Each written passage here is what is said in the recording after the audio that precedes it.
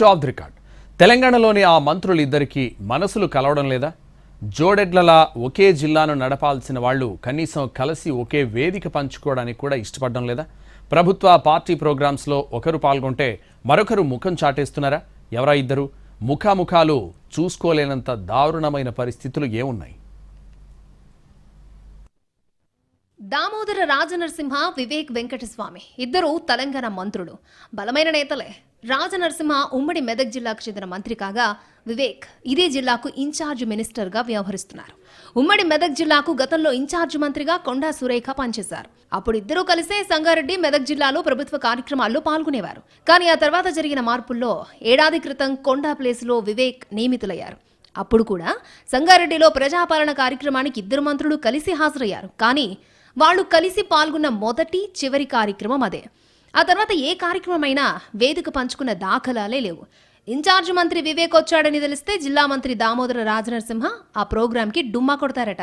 అలాగే దామోదర ఉన్న కార్యక్రమానికి వివేక్ అటెండ్ అవడం లేదు. అందుకే సంగారెడ్డి కంటే మెదక్, సిద్దిపేట జిల్లాల్లో ఎక్కువగా పర్యటిస్తున్నారట వివేక్.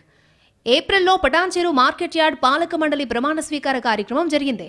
దానికి మొదటగా జిల్లా మంత్రి దామోదర రాజనరసింహ వచ్చారు. కార్యక్రమం అయిపోయే టైంలో ఎంటర్ అయ్యారు ఇన్ఛార్జ్ మంత్రి వివేక్ వెంకటస్వామి. అప్పటికే వేదిక దిగిన దామోదర వివేక్తో కరచాలనం చేస్తూ వెళ్లిపోయారు.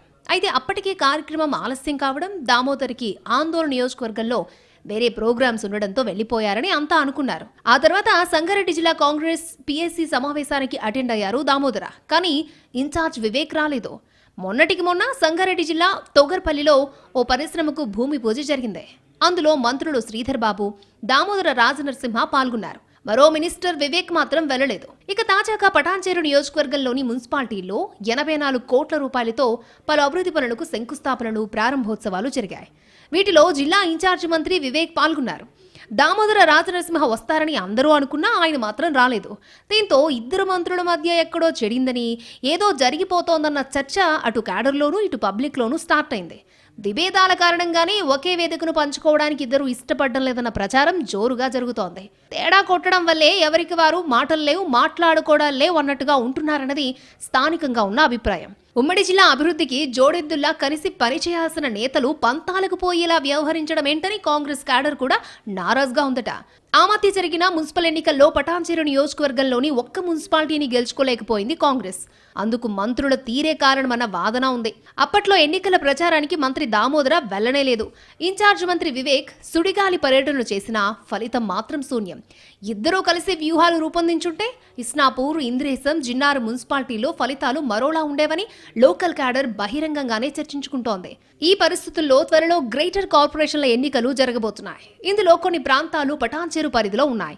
వాటి కోసం ఇప్పటి నుంచి బీఆర్ఎస్ ఎమ్మెల్యే మహిపాల్ రెడ్డి అనుచరులతో కలిసి డివిజన్స్ లో పర్యటిస్తున్నారు. కానీ కాంగ్రెస్ నేతలు మాత్రం ప్రోటోకాల్ సమస్యలతో వెళ్లడం లేదట. దానికి తోడు ఇద్దరు మంత్రుల మధ్య గ్యాప్ ఇలాగే ఉంటే గత మున్సిపల్ ఎన్నికల్లో వచ్చిన ఫలితాలే జీహెచ్ఎంసీలో కూడా రిపీట్ అవుతాయేమోనన్నది క్యాడర్ డౌట్. అందుకే ఇప్పటికైనా పంతాలు, పట్టింపులు పక్కన పెట్టి కలిసి పనిచేయాలని కోరుకుంటున్నారు. వాళ్ళల్లో మార్పు రాకుంటే అంతిమంగా నష్టపోయేది పార్టీనే అన్న సంగతిని ఇద్దరూ గుర్తించుకోవాలని అంటున్నారు కాంగ్రెస్ కార్యకర్తలు.